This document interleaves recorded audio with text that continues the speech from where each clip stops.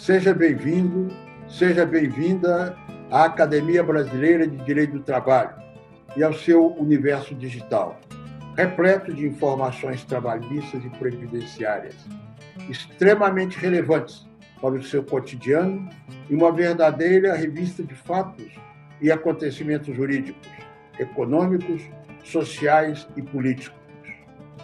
Nas nossas redes sociais, além de muita interatividade, você encontrará notícias, entrevistas e aulas com os maiores especialistas da atualidade no Brasil e no mundo. Eu sou Carlos Alberto Reis de Paula, titular da cadeira 35, e estarei junto com você no universo digital da nossa Academia Brasileira de Direito do Trabalho. Bom dia a todos, bom dia, ministra-presidente Maria Cristina Irigoyen Peduzzi. Um prazer enorme, ao apagar das luzes do ano de 2020, poder recebê-la e contar com a sua disposição em colaborar com a nossa Academia Brasileira de Direito do Trabalho no sentido desta conversa. É a entrevista que fecha um ano particularmente muito delicado, todos nós sabemos. Um ano que nos virtualizamos um tanto à força, as relações mudaram, já vinham em mudança, mas este isolamento decorrente da decretação de calamidade pública mexeu muito com as nossas vidas. A oportunidade, então, de conversar com Vossa Excelência neste momento é importantíssima e vem com essas primeiras palavras de agradecimento em nome do nosso presidente, ministro Alexandre Agra Belmonte. A ideia dessa conversa é ouvir da nossa querida advogada, anteriormente, presidente honorária da nossa Academia Brasileira de Direito do Trabalho, ministra do Tribunal Superior do Trabalho, a sua experiência mais recente até, porque sua vida profissional, por si, fala do resultado brilhante da sua carreira, ministra, e a importante assunção que Vossa Excelência teve ao cargo de presidente do nosso Tribunal Superior do Trabalho. Uma situação que coroa em muito a sua carreira, mas que decorre de todos os passos nela caminhados. Vem ainda com um sabor especial, dois, poderia dizer. Um especial de gênero, por assim dizer, que é a condição de mulher, a primeira mulher a assumir a presidência da nossa mais alta corte trabalhista. Em segundo, e particularmente para mim e para nós, a oportunidade de ver uma gaúcha, a testa da nossa corte trabalhista. Nossa ministra Maria Cristina Irigoyen Peduzzi é gaúcha de Bagé, não é de qualquer lugar, é de Bagé, e tem uma situação até em termos de nacionalidade muito interessante, porque tem dupla nacionalidade, porque nascida do nosso querido vizinho Uruguai, é aquilo que nós carinhosamente chamamos aqui no Rio Grande do Sul de doble chapa. Alguém que vale para os dois lados da fronteira. E tê-la nesta manhã, ministra, para nós é realmente uma oportunidade ímpar, na medida em que, assumindo a presidência do Tribunal Superior do Trabalho, em magnífica e prestigiadíssima posse, Vossa Excelência já fez a referência lá, naquela saudação inaugural, de que as reformas trabalhistas estão em curso, uma situação de continuidade. Mas vejam que curioso, e veja Vossa Excelência, fez essa manifestação, e não só elas continuaram e continuam mudando o nosso país, como ainda tivemos a intercorrência da Covid-19. E Vossa Excelência, no seu primeiro ano de mandato, demonstrou com maestria a capacidade de administrar um tribunal em mudança, de um mundo em mudança, de um sistema em mudança, de uma disciplina jurídica em mudança, porque mudou também o mundo do trabalho. A sua responsabilidade é realmente enorme. Para completar esta observação inicial, saudar pelo seu esforço, pela sua energia e capacidade que o fez tudo isso tão bem, a despeito de ainda ter enfrentado, neste meio do caminho, uma questão de Covid. É realmente de elogio a observação que se faz, porque o que a senhora fez, está fazendo a testa de um tribunal que se virtualiza, que mexe com reforma trabalhista, que mexe com medidas emergenciais, fico muito satisfeito em ter o nosso TST nas suas mãos.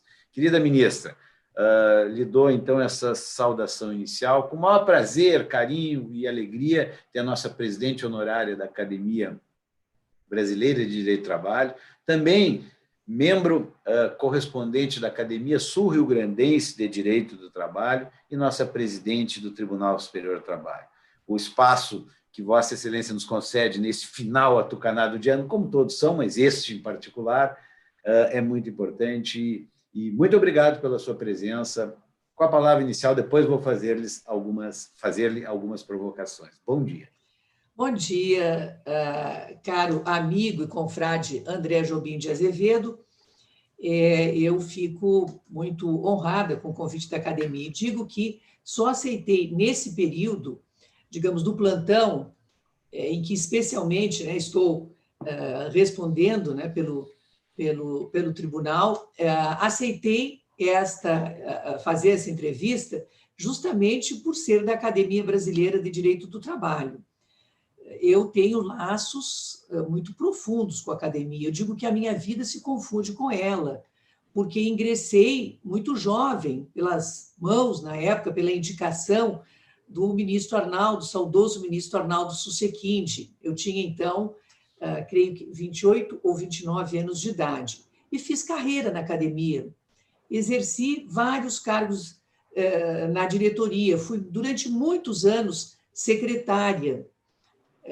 Acho que durante uns 3 mandatos, três mandatos eu fui secretária, depois da academia, depois fui segunda vice-presidente, na época havia-se primeira e segunda vice-presidência, hoje foram unificadas numa só, mas fui num mandato segunda vice, no seguinte primeira vice e então presidente da academia e permaneci mais um mandato, fiquei 2 mandatos, portanto 4 anos como presidente. Se somar o tempo todo, eu tenho pelo menos quase que uns 18 anos, 16, acredito,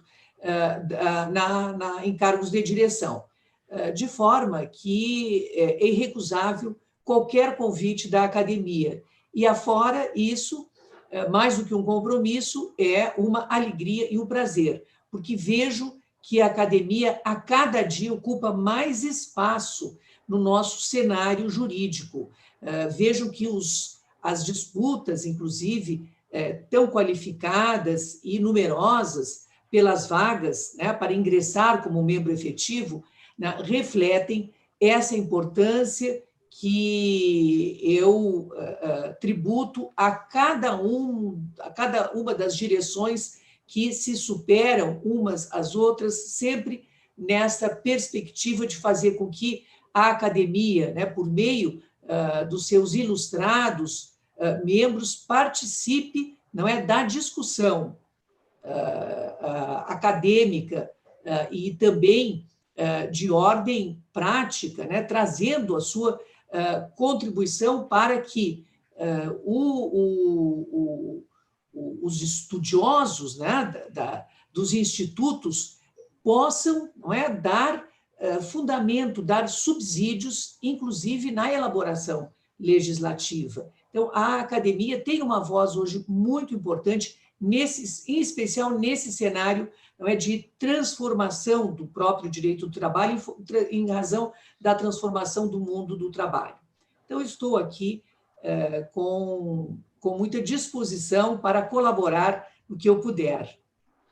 Ministra, renovo o agradecimento e lembro que nós que já tínhamos não era aquela CLT de 43, obviamente, modificada em mais de 70% das suas regras, além disso, ao seu redor, o que a gente pode chamar e referir como legislação satélite, complementando a matéria trabalhista, nós tivemos um passo muito interessante, que foi a chamada reforma trabalhista, que pela Lei 13.467, e especificamente na terceirização a 13.429, mudam o cenário trabalhista brasileiro. Mudam porque mudou o mundo, mudam porque mudou o trabalho, mudam porque, numa determinada oportunidade, em termos de mudança de governo, o presidente Michel Temer toma esse passo que se prometia e se falava há muitos anos. as mudanças mal começam, mexem realmente com situações profundas e delicadas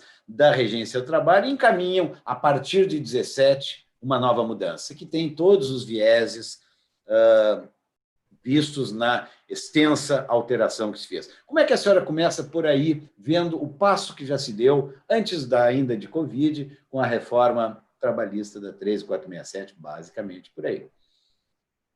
André, todos temos, né, debatido e concluído no sentido de que cada revolução, né, industrial, ela promove mudanças nos modelos de produção, os paradigmas são alterados, né, porque a organização do trabalho, né, o modo de administrar o tempo de atividade, nós temos agora, né, o teletrabalho, o trabalho remoto, a maneira de gerir, né, as habilidades dos trabalhadores, os controles, né, dos modos de produção, nos estoques, enfim, o mundo ocidental passou pelos paradigmas da produção taylorista, fordista, toyotista, e hoje contempla o trabalho por via de plataformas virtuais, né, que fazem a ponte, né, entre os trabalhadores e os tomadores de serviço, por meio dos aplicativos. Nós temos a inteligência artificial, a cibernética.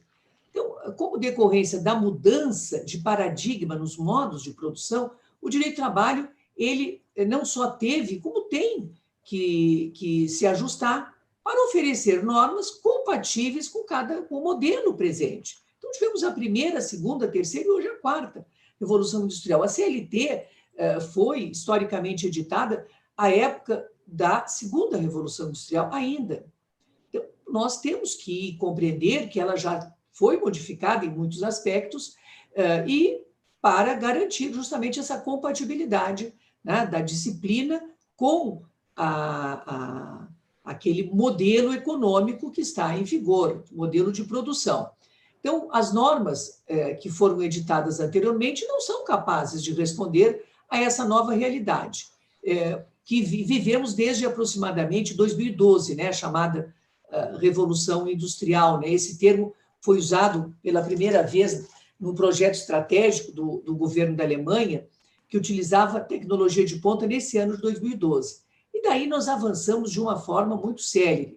E tivemos agora, como um evento catalisador da revolução tecnológica, a pandemia, né, que trouxe, né, outras transformações e que foram implementadas em tempo recorde, como todos sabemos, né?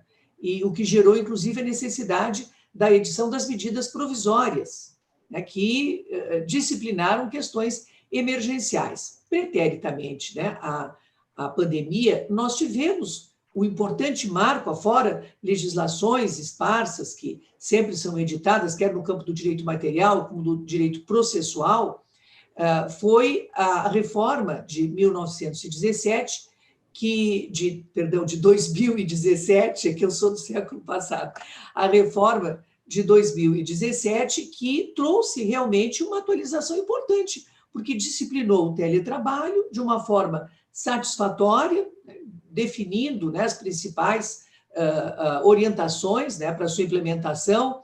O próprio trabalho intermitente, que antes estava, né, era um trabalho que estava à margem, né, da relação de emprego, que passou a ser disciplinado, o trabalho em tempo parcial, e tivemos o trabalho autônomo, que eu digo é um instituto importante que estava já sempre esteve no Código Civil disciplinado, e que nós nos utilizávamos dele. Mas agora foi, pela reforma, introduzido no âmbito da CLT a disciplina do trabalho autônomo, que é aqui utilizada para as relações que se colocam de trabalho, né, neste novo ambiente de plataformas e aplicativos. Né? Nós não temos mais aquele vínculo tradicional de emprego, porque o crowdsourcing, ou crowdworking, como é chamada, essa arregimentação do trabalho por meio das plataformas, ele se dirige a uma categoria inominada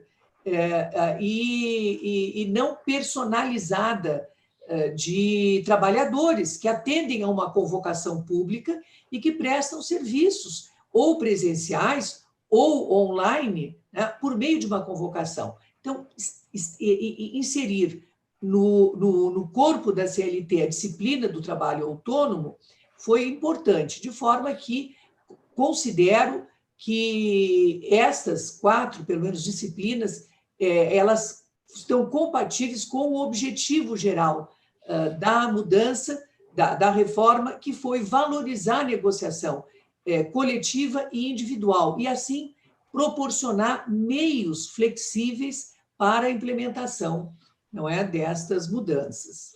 Outras virão, né? Tem projetos de lei que estão regulamentando especificamente o trabalho, né, por meio de plataformas, direitos, obrigações, mas isso vamos continuar na conversa. Veja bem, ministra, ela toca no ponto crucial, que a reforma chega para buscar uma atualização. O que eu tenho entendido disso é que o mundo do trabalho mudou tanto, e veja, vou dar 2 exemplos para a senhora ver se parecem corretos. O mundo mudou tanto que aquilo que era o nosso foco no direito do trabalho, que é o trabalho subordinado do empregado, dentro do gênero trabalho, a espécie emprego, ela vai se diluindo. O que eu tenho percebido já quase há uma década, que vai abrindo um espaço maior para outras espécies de trabalho, como entrou agora via CLT o intermitente, como entram ainda de uma maneira indefinida os trabalhadores por plataforma, e, portanto, o cardápio de formas de trabalhar vai ser muito importante de ser revisto pelos juristas do direito do trabalho. Nós temos, e vejam a confusão no mundo do trabalho. A senhora acompanhou há 2 meses atrás uma greve de teleentregadores, motoboys, que não têm relação de trabalho e fazem um movimento de direito do trabalho, que é a greve, a paralisação dos empregados, e pararam São Paulo por um dia. Então, toda essa movimentação, há 10 dias atrás, a Suprema Corte de Nova York definiu que Uber é empregado, quando há ainda uma instabilidade deste novo modo de trabalhar, um entre tantos, que o mundo ainda não decidiu. Tem Bolonha, que decidiu, Montevidéu, há 3 meses atrás, Sevilha, Espanha, que definiu, mas isso é alguma coisa que não está ainda própria. E acho que, e é nesse sentido a sua fala de que a gente precisa estudar, porque não interessa obrigatoriamente proteger empregados. Nós temos que proteger trabalhadores. O artigo 7º fala em trabalhadores. Ali tem direitos de avulsos, que não são empregados. Nós temos que entender, e particularmente a observação minha um pouco cinzenta, no sentido de que o emprego industrial, este em particular, sumirá daqui a pouquinho. Por quê? Porque, muito além da automação prevista no artigo 7º, nós estamos com robótica, nós estamos com inteligência artificial. E, ao mesmo tempo que estes empregos somem, nós temos pessoas trabalhando. Veja no Covid que quase 40 milhões de pessoas foram observadas à margem de qualquer proteção. Será que essas pessoas não vivem de seu trabalho? Claro que vivem, e precisam de nós, juslaboralistas, um olhar para entender que eles precisam de proteção, mas não é a proteção do contrato de trabalho, aquele que nós até nos inspirávamos no europeu, o grande contrato do welfare state, e que nem lá existe mais. Não, é verdade. E o que tenho dito sempre em palestras é que o que a legislação precisa é assegurar um patamar de direitos civilizatórios mínimos a quem trabalha. Bom, faço uma breve referência à competência da Justiça do Trabalho, que alcança os conflitos que decorrem das relações de trabalho, individuais ou coletivas. Então, a relação de trabalho é um conceito mais amplo do que relação de emprego. Então, esses conflitos que ocorrem entre trabalhadores autônomos também são conflitos que estão sujeitos à jurisdição trabalhista, e eles estabelecem, em gerais, os contratos, e o grande exemplo você deu em relação à chamada greve dos motoboys, que foi, na verdade, uma paralisação desses trabalhadores que atuam, né, por meio de aplicativos e que não estavam postulando nas suas reivindicações o vínculo de emprego direto, não, eles estavam buscando reconhecimento e implantação de condições de trabalho consideradas importantes para o desenvolvimento do trabalho, como fixação de um valor mínimo pela hora de trabalho, pelo tempo de trabalho, descanso, enfim, o patamar civilizatório mínimo que eu digo que é assistência à saúde, assistência previdenciária, não só na aposentadoria, como em qualquer afastamento que ocorra, ou enfermidade na vigência daquela relação, e isso todo trabalhador autônomo deve necessariamente, para exercer a profissão como autônomo, ter, né? Ele precisa ter um controle de jornada, não é possível, porque é autônomo e não está regido pela CLT, trabalhar além do que a força física permite. Isso afeta não só a segurança pessoal, mas como a segurança de todos aqueles, não é, que estão no convívio e no ambiente. E esses controles mínimos, eles devem existir. Então, uma remuneração digna, condições de saúde e de segurança no trabalho. E postulações nesse sentido, elas são legítimas. Por isso que a convenção e o acordo coletivo têm que ter também o seu conceito ampliado para compreender não só categorias profissionais, empregados, empregadores, representativas, né, de categoria de empregados e empregadores, mas também podem se formar nesse âmbito, não é, das relações por meio dos aplicativos e das plataformas, grandes acordos que estabeleçam e garantam essas condições civilizatórias mínimas para o prestador de trabalho, né? Não só o motoboy, não só o trabalhador no Uber, ou por meio do acordo ou da individual de trabalho.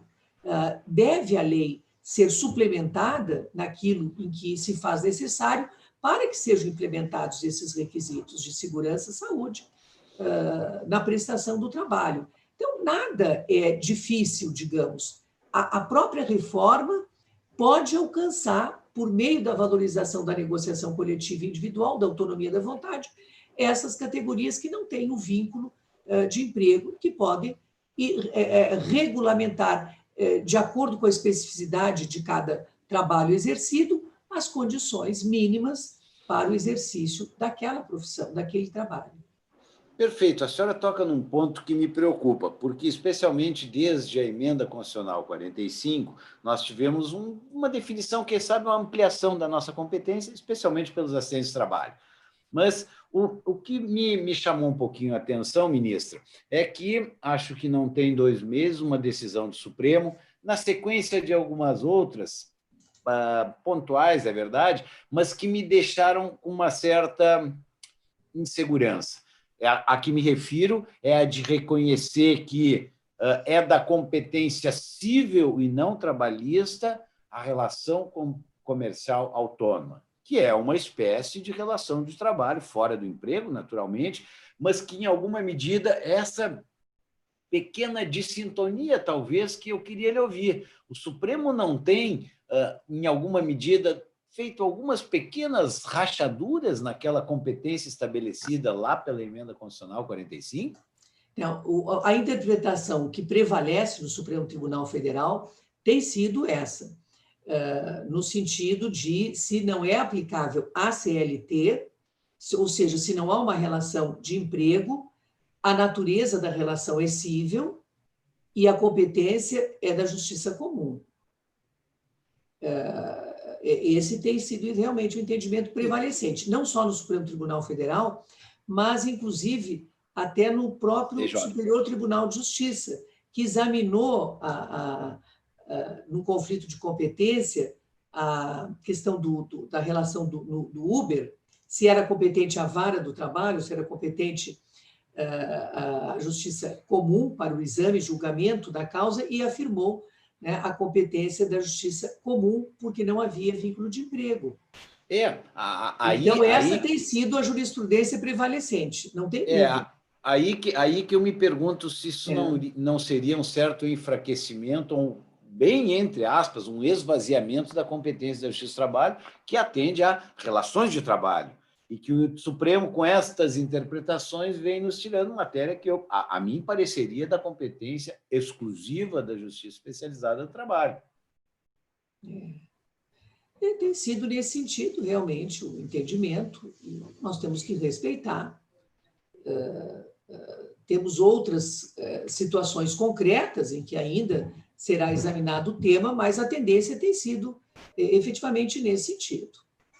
Ministra, mudando um pouquinho o viés, como foi este primeiro ano que já era um trabalho hercúleo, como é a presidência do Tribunal Superior do Trabalho, e quando a senhora, antes de completar um ano, tem essa mudança que todos nós tivemos, mas agora, com a sua responsabilidade à testa do TST.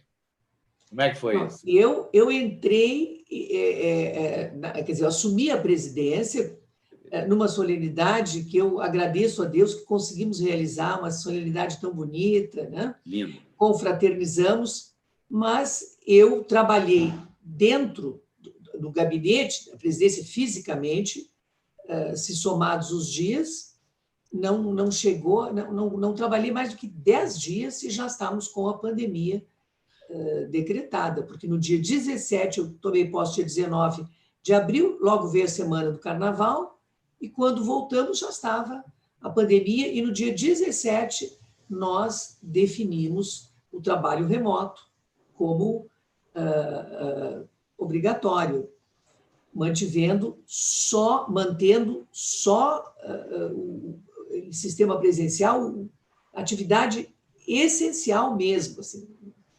E fomos, inclusive, ao curso desse período, até possibilitando que esse número fosse reduzido da atividade presencial. O serviço de informática, por exemplo, é 100% realizado de modo telemático, sem as sessões, nós mantivemos as virtuais, e em seguida implantamos as por videoconferência, as audiências, os tribunais regionais no mesmo sentido, só as audiências é que demoraram um pouco mais, as de instrução, para se efetivarem por esse meio. Mas hoje nós evoluímos de tal forma, com o teletrabalho e com as sessões e as audiências pelo meio telepresencial, da videoconferência, que o próprio CNJ editou agora uma resolução prevendo o processo 100% digital e as provas. A ENAMAT, a nossa escola judicial, já realizou cursos assim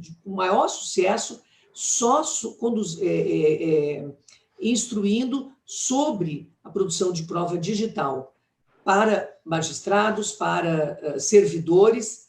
Nós estamos avançando de uma forma assim, muito dinâmica nesse sentido, de tudo ser digital. O processo judicial eletrônico já estava implantado na Justiça do Trabalho, mas ele foi aperfeiçoado. Agora, no TST, nós estamos assim tentando implementá-lo totalmente, porque na Justiça de primeiro e segundo grau já está implementado totalmente. De forma que esta nossa realidade na automação, no desenvolvimento da tecnologia e na habilitação das pessoas para exercerem essas funções, porque aquele trabalho presencial exclusivamente, ele ficou, digamos assim, muito prejudicado. Quem não tem um conhecimento, não é, de informática e que pode trabalhar e produzir por esse meio, ele ficou com dificuldade de manter o seu trabalho. Então, houve uma recapacitação, né, uma reinvenção de profissões e, nesse sentido, de qualificar para enfrentar esta situação que persiste desde março. Então, a minha presidência, 95% do período que exerci foi por esse meio. Então, eu estou trabalhando, não só eu, como todas as pessoas, né, mas trabalhando muito mais do que o previsto, porque não só nós não temos um auxílio por meio, né, do trabalho, né, telemático.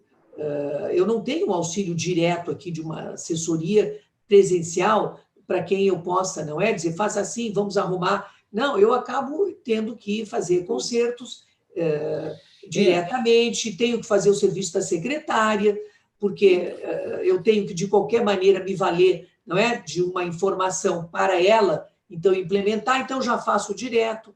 Então, realmente, o trabalho aumenta e os novos problemas, as novas demandas se acumulam àquelas que são as demandas permanentes, não é, da presidência. Não foi um ano de muito trabalho, mas graças a Deus e graças a um esforço coletivo da direção do tribunal, falo aí em nome, né, de toda a direção, presidência, vice-presidência, corregedoria e todos os magistrados do Tribunal Superior do Trabalho e da Justiça do Trabalho, e todos os nossos servidores. Nós temos um corpo excelente de servidores. Excelente. Conseguimos vencer. E isso é que é importante, tanto que o CNJ nos condecorou, digamos, nos distinguiu com o prêmio qualidade, com o selo diamante, prêmio qualidade no mais alto nível, que é o selo diamante. Foi o Tribunal Superior distinguido com o selo diamante, foi o TST. E eles fazem digamos, um cômputo de vários tópicos, né? Então, produtividade, informatização, transparência, gestão. São 4 critérios que fundamentam esta digamos, conclusão, né, de avaliação do prêmio. Então, foi realmente emocionante essa distinção, porque nós nos esforçamos bastante para atender a sociedade. O que interessa é atender o jurisdicionado, atender bem a sociedade, que precisa se socorrer da Justiça do Trabalho. E foi claramente, publicamente, notoriamente reconhecido a eficiência do Tribunal Superior do Trabalho.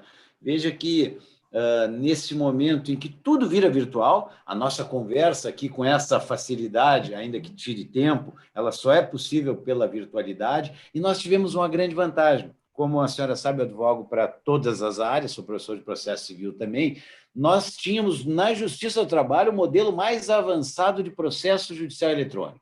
Isso nos facilitou bastante. E, portanto, quando vem essa necessidade, esse empurrão Covid, vamos chamar assim, para que a gente se isole, para que a gente consiga fazer tudo pela via virtual, nós tivemos uma posição muito interessante que foi rapidamente percebida pelo Tribunal Superior do Trabalho, se movimentaram, as audiências passaram a ser virtuais, as sessões de mediação. Então, realmente, a senhora refere ao final que a entrega do serviço de jurisdição à sociedade foi rapidamente atualizada.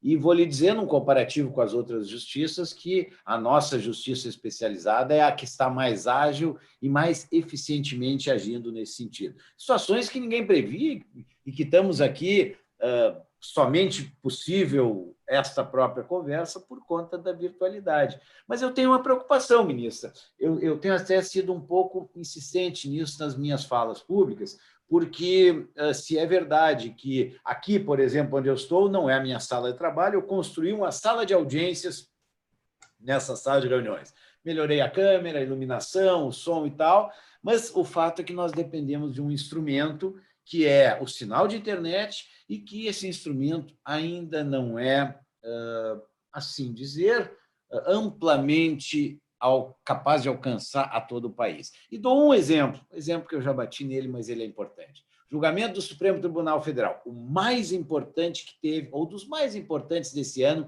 em matéria trabalhista. Legalidade, constitucionalidade da medida provisória 927, covídica, vamos chamar assim, por conta de validar ou não o acordo individual para o teletrabalho, para redução de jornadas e para afastamento. Esse julgamento que vinha andando muito bem, 5h30 da tarde de quinta-feira, faltavam 2 ou 3 votos, simplesmente por conta de uma queda de sinal, ele se interrompe e é obrigado a ser transferido e concluído na sexta-feira pela manhã. Então, a preocupação que divido com Vossa Excelência, e não estou retrógrado, não estou resistente a isso que nos fez requalificar, retreinar, repreparar, como Vossa Excelência disse, mas um direito à conexão, que é o pressuposto, nós temos ele bastante prejudicado. Já não tive 1 ou 2 sustentações orais que faço desta sala aqui, e que lá pelas tantas o sinal some. Tive a cautela de, porque essa que eu chamo de sala de audiências, ter 2 redes, as melhores que temos em Porto Alegre, caíram as 2. E aí eu fiquei numa situação delicada e, portanto, são novos problemas. É óbvio que os problemas não serão mais os mesmos, os instrumentos que são a internet são ainda frágeis, mas eu acho que a gente tem que olhar um pouquinho para esse lado, porque estamos todos premidos a um uso de uma via que não está ainda exatamente plena, por assim dizer. O que a senhora parece sobre isso? Então, cada tempo tem a sua razão, tem a sua virtude, tem os seus inconvenientes, conveniências e inconveniências. Imagine, hoje cai o sinal da internet, às vezes meia hora depois ele é restabelecido. E antes, que você precisava viajar para fazer uma sustentação oral, e o avião atrasava, e você perdia, às vezes, se não viajasse com segurança de véspera, ficava no risco de uma intempérie qualquer, fechou o tempo. Com todos os inconvenientes que possam decorrer das novas modalidades, as conveniências são maiores, porque a aproximação pelo meio virtual, ela possibilita, digamos, num nível muito mais eficiente do que o presencial. Claro que eu prefiro o presencial, trabalhar pelo modo presencial, mas temos que reconhecer que o aperfeiçoamento tem ocorrido. Eu vou dar um exemplo muito recente que diz com os advogados. Nós estamos sempre aperfeiçoando os mecanismos de sessões, enfim, o PJE e toda a prática dos atos. O eCalc é um sistema muito eficiente que, a partir de 1º de janeiro, será obrigatório na Justiça do Trabalho. Então, é uma planilha de cálculos unificada do PJE. Os advogados peticionaram, justificando exatamente essa dificuldade que ainda tem alguns de ingressar imediatamente no sistema. Então, nós autorizei por um ato que será referendado, será submetido ao referendo na primeira sessão de fevereiro, a possibilidade, por quê? Porque é compatível que a planilha Excel seja convertida na hora em que é apresentado o cálculo em juízo, liberando ou tornando facultativo para os advogados o uso desse instrumento, até que ele possa, vendo a conveniência, utilizá-lo, né, de forma uniforme, todos os advogados. Então, nós sempre estamos evoluindo nesse sentido de aprimorar os serviços. E isso faz parte. Antes caía muito mais a internet. Hoje nós já estamos com mais segurança, estamos entendendo mais. Então, isso não seria um ponto positivo, um ponto negativo. É uma necessidade. E o advogado que está no interior pode hoje ter acesso à sustentação oral, ao tribunal, a participar de um julgamento, ter discutir, que não é igual ao presencial? Não é. Nunca nós vamos substituir o contato físico pelo contato virtual. Mas, conforme as necessidades, nós vamos aprendendo a conviver com aqueles mecanismos que são os eficientes e os disponíveis naquele momento, buscando aperfeiçoá-los. Penso que é essa. A teoria é essa. Perfeito. E acho que andamos bem, porque, inclusive, na sua participação junto ao CNJ, tem ficado muito claro essa sensibilidade de quem já foi advogado, de quem é magistrado de carreira, no sentido de ter a percepção de alguma dificuldade, e elas sobrevêm e sobrevirão. Mas eu queria tratar de um outro pontinho que Vossa Excelência referiu, muito importante da reforma, que é o espaço que já a Constituição desenhava no artigo 7º, de um avanço das regras coletivas ao invés da dureza da lei. Muito bonito a Constituição dizer que o salário é nacionalmente unificado, por óbvio, não desconheço os pisos regionais, mas o salário lá da nossa Bagé ou do Oiapoque, eles não são iguais. Eles têm no meio, por exemplo, São Paulo, que não há nenhum demérito nessas profissões, refiro, empregada doméstica ou servente de obras, duas que eu uso por serem desnecessários, maior qualificação, talvez. Mas não há quem trabalhe por conta de um salário mínimo em São Paulo, porque não dá para viver. Então, o espaço que a Constituição já deu, naqueles vários dispositivos do artigo 7, salvo acordo ou convenção coletiva, me parece o futuro do direito do trabalho. E neste passo que a reforma dá, no sentido de prevalência em algumas situações, do acordo coletivo, inclusive frente à lei, é muito importante. Isso nos obriga à revisitação daquele nosso fundamental princípio trabalhista, primeiro da proteção hipossuficiente.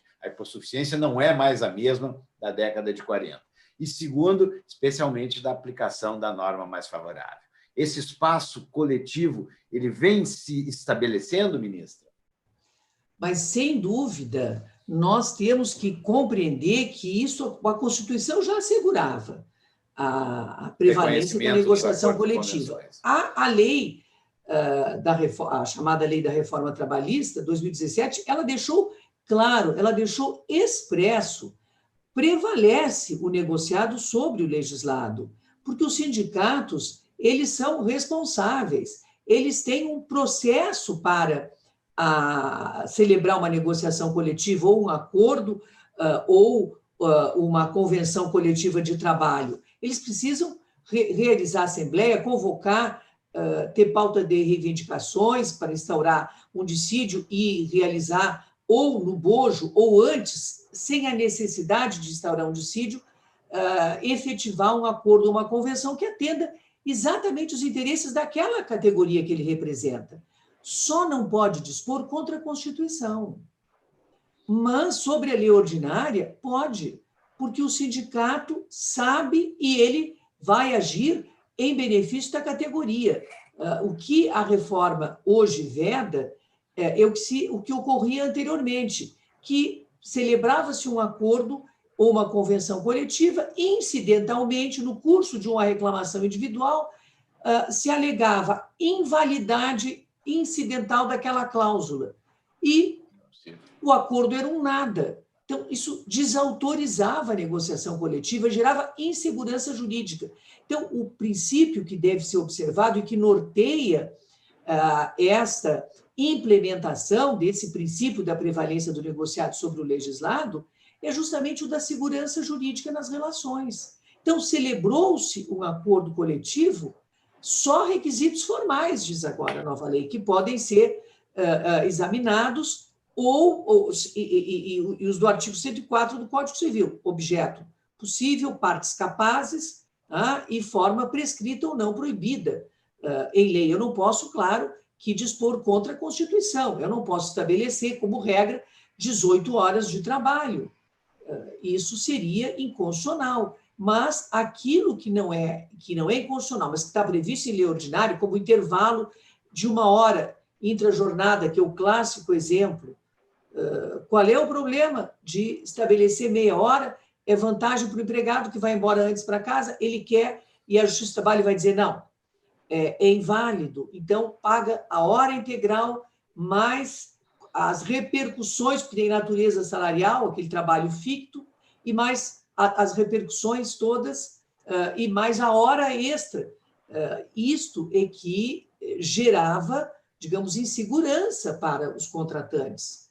Hoje nós temos esta segurança de a lei estabelecer de forma expressa, e o artigo 611, naquelas alíneas, né, letra A, letra B, ele é minudente para assegurar a ampla disposição, né, disponibilidade das partes. Acho que esta valorização da autonomia coletiva é fundamental, porque dá segurança, inclusive, para disciplinar questões em que a lei não disciplinou ainda, né, de forma segura para os contratantes, que não serão surpreendidos amanhã com um passivo imprevisto.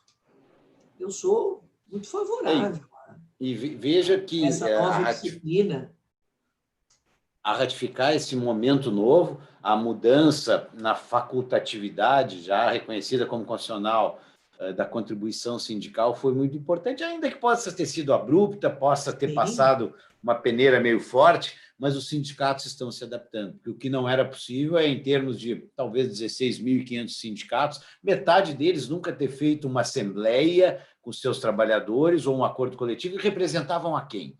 Então, essa mudança se encaminha porque os sindicatos, como Vossa Excelência bem diz, eles são capazes de perceber. Não adianta o Rio Grande dizer que cresceu e a seca em Bagé fechar todas as nossas boas safras de lá. Então, não adianta dizer, olha, vamos conceder reajustes quando Bagé, por exemplo, tem problemas. Então, é essa observação setorial, por categoria, por empresa, muitas vezes, é que é o avanço da área coletiva e que, acredito sim, os sindicatos entenderam o recado, se movimentaram, os bons sindicatos ficaram, foram alguns realmente prejudicados, mas nós temos um novo mundo nessa área importante da representação coletiva. Claro, porque a união faz a força. Então, o sindicato que efetivamente não representa os interesses da sua categoria, ele terá uma espontânea adesão, ainda que o nosso percentual de sindicalização seja pequeno, na medida em que o sindicato tem uma efetiva representatividade e ele consegue concretizar conquistas para a categoria que representa, eu acho que a tendência da filiação voluntária é ser elevada e, com isto, suprir, de alguma forma, a extinção da contribuição sindical obrigatória, que foi, inclusive, imediatamente, essa norma foi imediatamente validada pelo Supremo Tribunal Federal. Então, nós vamos, com isto, buscar o aspecto positivo, que é a valorização da representatividade sindical. E isso é uma necessidade, da responsabilidade, sim. Uma responsabilidade, um momento importante. E aí eu aproveito fazer com o link com a outra matéria que eu gostaria de ouvi-la, ministra. Nós já muito sabemos, pela aplicação do 769, a utilização da regra processual civil, mas o desenho que nos trouxe, já não novo, o Código de Processo Civil de 2015, mas foi muito importante, porque ao lado daquela regra que jogava para o CPC, agora nós temos a do 15, que diz que se aplica também naquilo que couber e não houver regra, o processo civil. Então, houve um cruzamento, um fechamento muito maior, mas numa mudança de codificação significativa, porque ela termina com aquela noção de adversarialidade que nós vimos fortemente impondo no país, tendo nas nossas cabeças e nossa cultura, porque ela fala agora em cooperação e ela dá espaço para outras formas de composição e solução dos conflitos.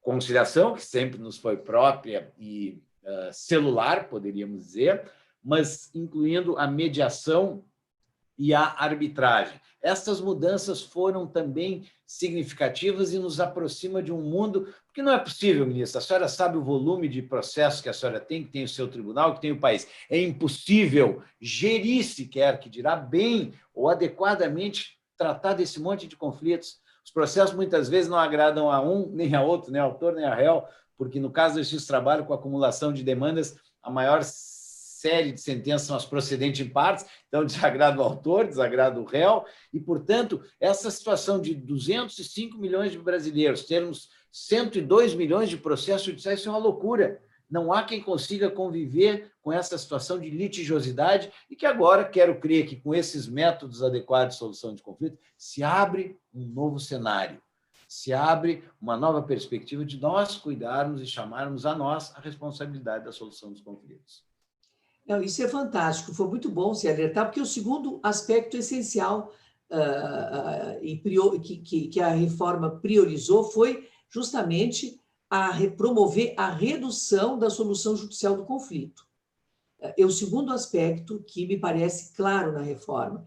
E isto foi produzido não só pela adoção do princípio da sucumbência no processo do trabalho, como pelo estímulo à resolução extrajudicial dos conflitos. Nunca se praticou, nós todos sabemos que sempre a conciliação foi um imperativo na Justiça do Trabalho, mas hoje ela tem sido muito mais estimulada, muito mais praticada, né? Nós temos os CEJUSCs, os centros especializados, né, que exercem com muita habilidade esse ofício.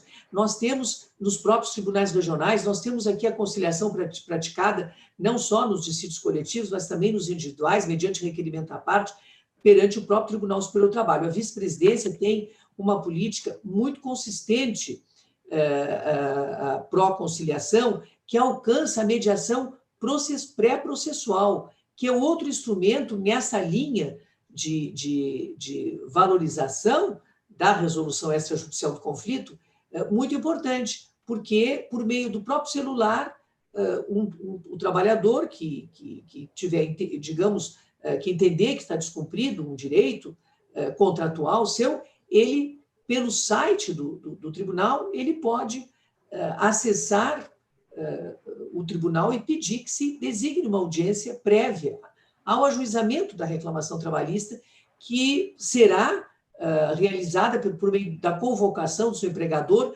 para uma prévia reunião, que tem funcionários especializados que ficam exercendo a mediação sob a supervisão do juiz, e muitas mediações são bem-sucedidas e se resolve ali o conflito sem entrar em juízo. Então, quer por meio da conciliação e da mediação pré-processual judiciais, como pré-processuais, e até pelo meio do estímulo à conciliação que se pode se realizar por meio de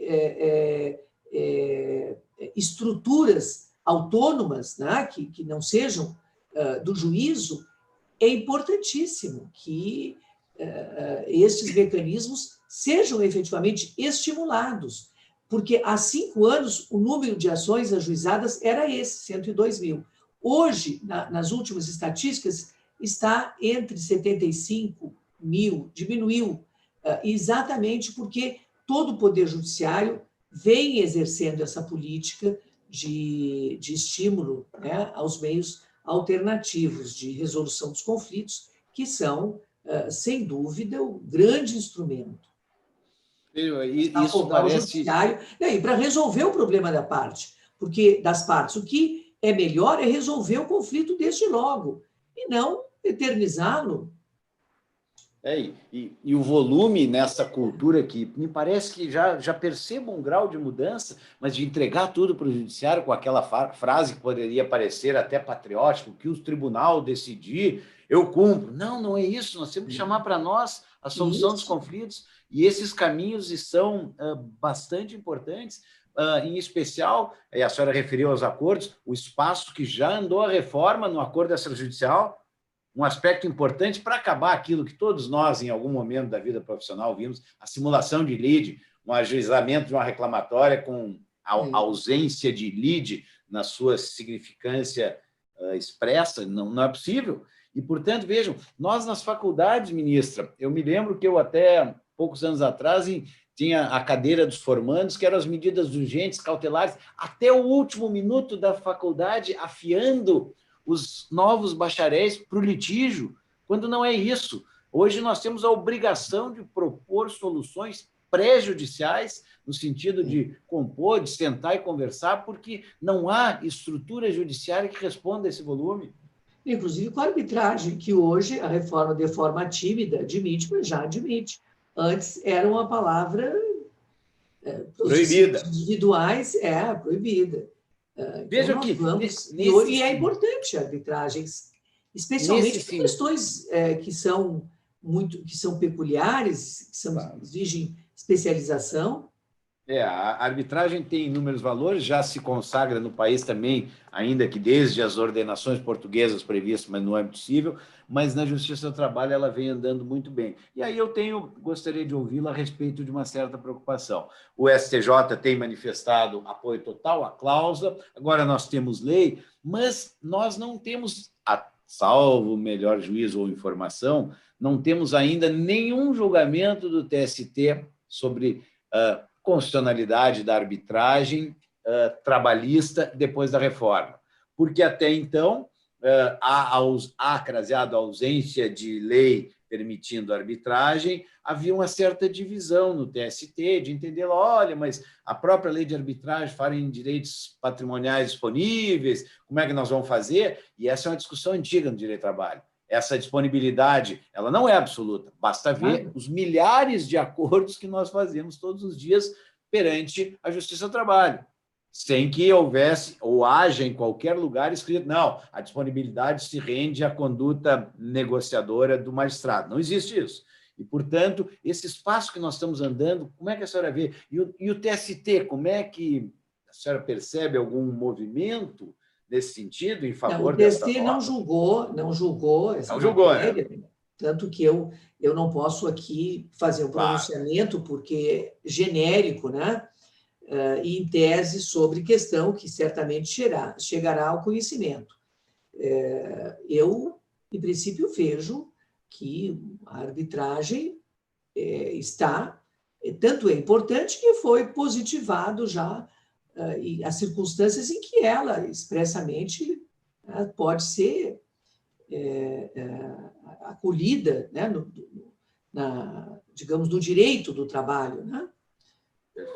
Eu acho que é uma questão que a própria evolução ela coloca como alternativa.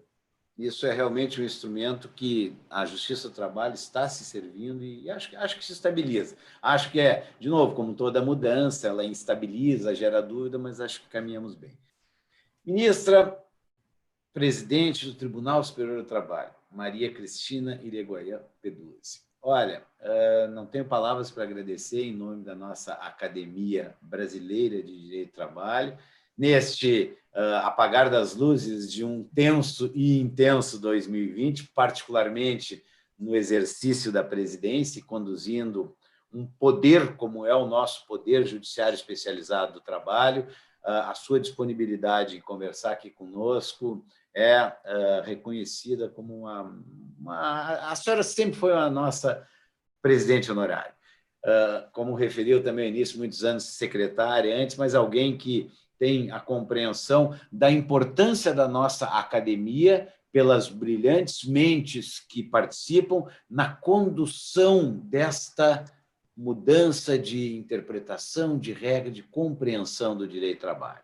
Gostaria de lhe deixar, então, o nosso profundo agradecimento em nome do nosso presidente, ministro Alexandre Agra Belmonte, da confreira Tereza Narras, que também vem patrocinando este movimento dentro da academia, na certeza de que tudo que a gente fez aqui, e fizemos muito pela via virtual, somente foi possível porque temos hoje esse instrumento moderno, inafastável, que são as comunicações com imagem. Nós estamos ao vivo aqui conversando e, portanto, a senhora tirar do seu volume enorme de trabalho de fim de ano esta horinha para conversar conosco está bem registrada e agradeço muito em nome da academia e gostaria de deixar a palavra à sua disposição para... Muito obrigada, André. Eu é que agradeço e aproveito esta bela oportunidade para abraçá-lo, desejando-lhe Feliz Natal, Feliz Ano Novo, para toda a família, para toda a equipe de trabalho e, em especial, também quero abraçar o nosso presidente, meu querido colega, né, e confrade, Alexandre, e amigo Alexandre Agra Belmonte, na pessoa de quem eu cumprimento e abraço todos os acadêmicos, todas as confreiras e os confrades, desejando que o Natal seja abençoado para todos e que comemorado em família, né, porque hoje nós temos que ainda mais, né, manter-nos, né, de forma assim bem privada nas comemorações, que seja um Natal de saúde para todos. Hoje é o bem, né, sempre é o bem maior a saúde. A vida é a saúde, que todos tenham vida, saúde e muitas felicidades, e que o novo ano seja efetivamente novo, não é? Em perspectivas e em superação da crise. Então, meu grande abraço. Ministra Peduzzi, muito obrigado. Suas palavras são de estímulo para pessoas como nós, os acadêmicos, que nos desdobramos em muitos na condução desta nova fase de vida, nesse novo momento virtual. E a sua participação, a academia está a postos, e continuamos a postos para a contribuição profunda neste mundo, porque a dignidade e o trabalho é das coisas essenciais nessa vida. Ao lado da vida familiar, que ela nos conforta, nos dá o verdadeiro esteio. Aprendemos isso no Covid, né? O que vale e o que não vale. Então, realmente não tenho palavras para lhe agradecer, senão desejar a Vossa Excelência e a todos os confrades um Feliz Natal e um 2021 com saúde, paz e felicidade. Muito obrigado novamente, ministra. Grande abraço. Bom Natal. Obrigado.